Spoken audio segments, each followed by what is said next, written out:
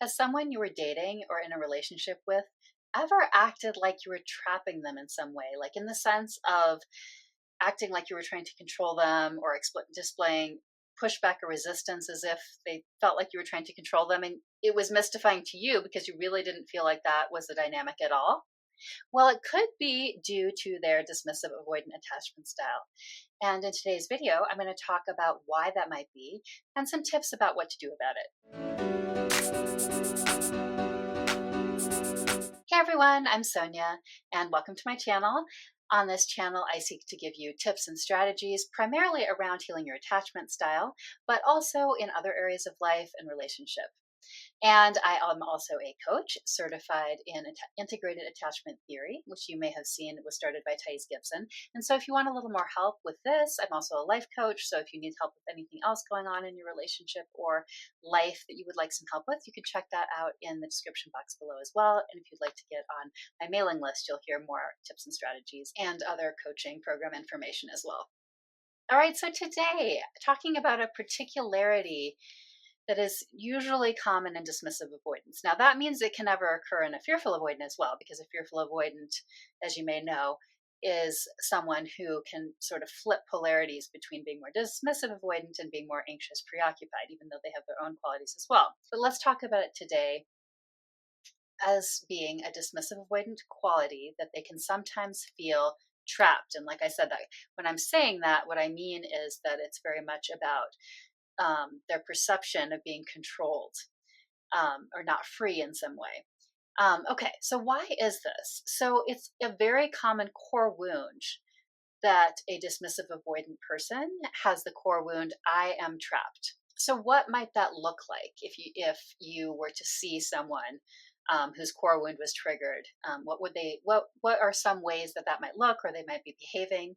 So sometimes that can look like they seem to have a perceived loss of agency. So it's like they're pushing back because they feel like they're not having a say in something, even though maybe you never said, and whatever you're proposing, you never said that they couldn't also like have a compromise with it, but they sort of immediately take what you're saying as that you're trying to dictate the situation rather than just making a proposal about what could happen.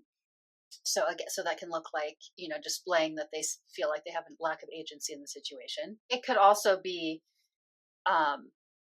looking like that resistance. So this pushback, this real pushback to whatever you're proposing in a resistant kind of way. They might not use the word, you're trying to control me, or I feel trapped, but it would be that kind of language that's similar, that indicates that they don't want that to happen because they feel like it restricts their freedom. And, everyone's going to have different ideas about, in compromises in relationships about what constitutes more or less freedom, right? So that's sort of a separate issue, and dismissive avoidance may want more of that as well in terms of like how much time's together and those kinds of things. But in this particular case, we're really talking about this perception of something very specific that you don't intend at all to be restricting their freedom. Like you don't even maybe view it that way at all, as that it's even an issue, right, of restricting something of theirs or freedom of theirs at all. So even in those kinds of cases, sometimes this I am trapped core wound can get activated. So that it might be pushback in more that kind of a situation where you might have more of a clue that this particular core wound is activated. And sometimes our outer or the physical can reflect it. They possibly could react in a way that's very physical, like needing to get some space from you physically out of the room, or perhaps like wanting to not be confined, like acting like it's confining to sort of do something with you and needing some space in that way. Sometimes that can be a reflection of when this core wound is triggered, that sort of manifests in how they're reacting physically. And often people are not aware of this, right? They just will have that inner feeling in their body, like I need to get away, or I need to, if they're feeling trapped. So those are some of the ways it can look, amongst others. Everyone's going to be a little different. So why is this? Like, how did this form for this person? Again, there can be some variation here. So often a dismissive avoidant comes from a family, probably most commonly, who stresses independence. And like that doesn't just necessarily mean in caretaking. It can mean that, doing things more independently themselves. It can mean that. But most often, it's also about emotional independence. So dealing with issues themselves, people not sharing emotions as much in the family. So then maybe that makes it more, there's the perception of that, whether or not it's intended that everyone takes care of themselves emotionally and sort of deals with things emotionally themselves rather than as much reaching out to each other. So that can be one way that starts, but it could also be from an overbearing family member who, parent who is particularly overbearing. And that led to them wanting to sort of pull away. So that can not always lead to dismissive avoidance, right? It can lead to anxious attachment, anxious preoccupied attachment, for example, as well, where the person's used to that kind of dynamic. But in some cases, it can lead to dismissive avoidant attachment. So it could be that overbearing thing. And I think that one actually is, even though it's the less common one, we can see how someone could get into having an I am trapped core wound from that almost more easily. But yet it's really the more common case where it's the emotional independence, that kind of family, that can lead to someone having dismissive avoidance tendencies, and they can still have the I am trapped core wound. So why would that be? When it seems less obvious and less clear what that connection would be, it's because of the familiarity, right? So that's the same kind of in the same way that I said someone who's overbearing could actually lead someone to have more the anxious and more clinging, let's just say, like attachment style. It's because they were used to it, right? So a lot of what we do is because of familiarity. Things that are familiar can feel more safe, even if they're not what's the most healthy for us, even if it causes like some of our core wounds in the first place. That's just how it works. I mean, it's why change can be difficult, right? Because things that are less familiar patterns, can feel unsafe to us. So anyway, so that's just a little bit about how some of that core wounding could have formed. And then the cycle gets reinforced, right? So that's probably been reinforced for this dismissive avoidant person in other relationships where they have felt like the reinforcement of it feeling like someone's trapping them or trying to control them when they do things differently from how they were brought up, or something that they were trying to get away from and how they were brought up. And why is that? That's because we have that lens. I mean, I did say we're familiar with it, and that's a piece of it. But now we also have that lens of going into other relationships and perceiving certain things as control. And so, so much of how we experience the world and other people is how we're coming into it ourselves in our lens. So when they have this lens, that goes a long way towards explaining why something that we don't intend that way at all can then be perceived that way, right? That's that difference in how we perceive it and how they perceive it. And I guess beyond lens, it's also around assumptions, right? So most of these assumptions will be based on this dismissive avoidant attachment style. Sometimes it can interact with societal assumptions as well, right? Like all women cling in a certain way, or all women want to control men, or something like that. I think I'm mentioning that just because it's, I think, a pretty common one out there. But there can be nuanced ones that we've learned in our families, or particular cultures or subcultures can pass along to us, so we can get some interaction of assumptions based both on previous experiences with the lens of being a dismissive avoidant and possibly having that I am trapped core wound, and we can also get assumptions playing in from other variables like culture. And how do these assumptions and lenses work? I mean, we're filtering the information that way, right? So does it mean never that it was always wrong, that no one ever tried to control them in a relationship? I mean, it doesn't mean that, right? It's just that their filter is such that they're not going to see the counterexamples, and so then they're broadening that to everybody. So someone could have a particular person who was somewhat controlling in the relationship somewhere in there, right? Or there could have been like a particular time.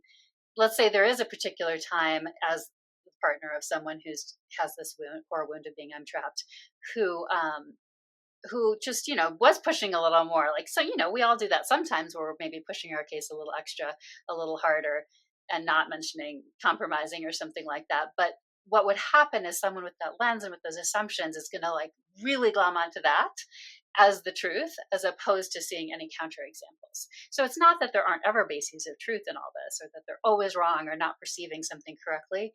It's more than anything about the filtering of the information. Assumptions going in, which then can lead to how we act to influence the other person to confirm our assumption, or that they're just filtering that information, only seeing the cases that seem more controlling to them. Okay, so what are some tips on what to do about this? I do think this is a fairly common one, if you're in a relationship with someone who's dismissive avoidant, like I said. So what are some things you could do? And the caveat here is that, the person has to be willing to work with you. So if this is a relationship where things are so stuck, or you kind of you're just out of the honeymoon phase and you're just hitting the power struggle stage of it, and it just like the person really doesn't seem to be able to work with you at all. I mean, that's kind of a whole different assessment will happen there eventually. Like, that doesn't mean if someone has initial resistance, you don't try it all some more.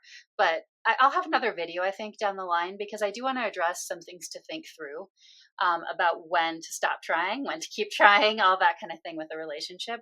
But so we're going to make the assumption here that the person, is indicating they still are trying in the relationship. So if that is true, one of the biggest things that you can use to your advantage, and this is actually a feature of the person being dismissive avoidant. So we don't want to say everything, right, about a particular attachment style is bad, right? Like, the depth of an FA person, of a fearful avoidant, is a great quality that they still bring with them even after they're healed. And for anxious preoccupied people, they're wanting to go towards connection, and being so warm towards people is a really great feature, right? So it's not like all the qualities are bad. So for dismissive avoidance, they often really appreciate direct, straightforward communication. So that is really to your advantage here in trying to communicate with them better and to try to help things to go better. So it's really a place to bring in your direct communication. And the caveat here is dismissive avoidance in particular, but anyone really can easily feel criticized sometimes, right? Especially if something's in a more fraught kind of situation anyway in your communication. So directness doesn't, you can still keep your tone kind. You can use a lot of I statements. Like, you can try to head off someone thinking it's a criticism by what you're saying, but you can be really quite straightforward about what you need, or even if you're perceiving that they feel trapped, you can say, hey, I think you're thinking I'm trying to control you here, and that is not my intention at all. So I would love to look at this with you and try to figure out what pieces of this are uncomfortable to you, how I can still communicate what I feel like I need to communicate with you, but so that you feel at ease about that that's not my intention at all. So see how that was really quite direct, going right at the problem. They usually really appreciate that. Like I said, taking care to take direct as not being mindful of how we communicate kindly with someone else and aren't criticizing them. So that's sort of, it's kind of like going in with this mindset of both, helping out yourself by the aspects that are helpful with a DA, like I said, with the directness, for example, the straightforwardness of the communication. And it's also being mindful, right? So something like being mindful of criticism, of something being perceived as criticism. So another factor that goes in on the mindfulness front is this knowledge of this piece about where dismissive avoidant people come in, thinking that it's more important for people to be independent than interdependent. And we're all going to have different flavors again. Often, for a dismissive avoidant person, before they're healed, this is going to go in a direction that goes quite far in the direction of independence. And as they heal, they come more towards interdependence. But everyone has a different, lands a little differently on this spectrum of where that should fall in a relationship, what their ideal would be. And so I think here it's important to come in, of course, honestly, with that interdependent piece that you want. That's probably what you were asking for, that made them feel controlled in the first place. But so you're still going to hold to what you need and asking for it and trying to communicate around it. But I think it can go a long ways to also set up in advance that you do have responsibility for yourself. So it's not that you disagree that you have responsibility for yourself. You're asking them for some assistance, and as someone close to you, you especially appreciate that. And they have a lot of influence in your life. And so if they can get on board to help you, so it's really like soliciting their help, right? Rather than coming across as demanding it. If you can do that and indicate through the way you're approaching it and your words that you do understand that everyone's responsible for themselves ultimately, right? Which is true. However, that sometimes looks like seeking help from other people. If you can indicate all of that, that can go a long ways towards addressing that independence thing that the dismissive avoidants had, that idea that everyone should be more independent. So another nuance to a dismissive avoidant person that can be addressed here is that they often also have a core belief that they don't do relationships well, or can't meet people's needs. And so that's another point that by you just soliciting their help, rather than demanding it, and really indicating that you do understand your own responsibility for yourself, that can go a long ways towards diffusing. It's not diffusing still that they're going to try to do it and might feel uncomfortable doing it. It doesn't cover that piece, but the piece that it covers is like how much the stakes feel to them, right?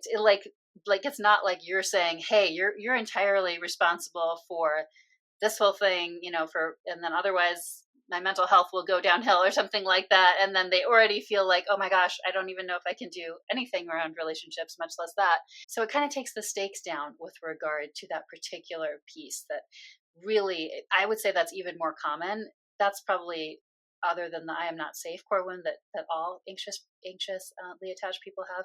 I think that I am not capable in relationships. I'm not, however the wording is for each individual person. That is probably the most common one. And then finally, really taking that approach of compromise so that they really see that you are trying to make sure that they get what they need as well, that you're soliciting their ideas. Again, they sometimes might not have those right away because they don't think of themselves usually as that good in a relationship. So it can help you to provide concrete examples of how they could help, but also indicating that you're open to their ideas as well and what they want to say around it. So that is the other key feature of how to approach a dismissive avoidant person, so that there can be less chance of the I am trapped core wound getting activated, and that they just overall are feeling less controlled. So just to summarize that really quickly in kind of 3 points or tips, they are to take responsibility for yourself and communicate that, to communicate clearly about what you're trying to say and what you're trying to get across, and then giving them concrete examples of how they might help you and how it might look, while indicating that you are very open to their own suggestions and their own needs as well. And then just a few last overall points or tips that I want to make. Number 1, just trying to be understanding about this core wound. We all have core wounds. It may feel very unfamiliar to you because yours may be very, very different, but it's valid that they have this core wound.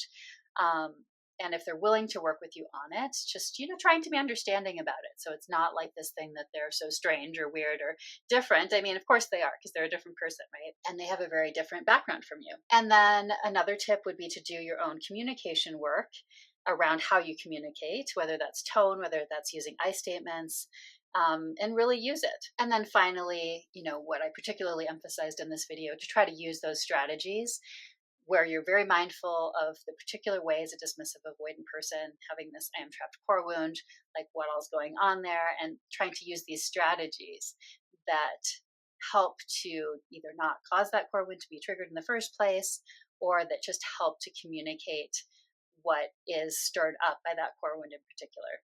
Hopefully this was helpful. I would love to hear in the comments if it was, or if you have anything else to say about it or any questions. And I also love to hear about any ideas for new content as well. Thanks for watching.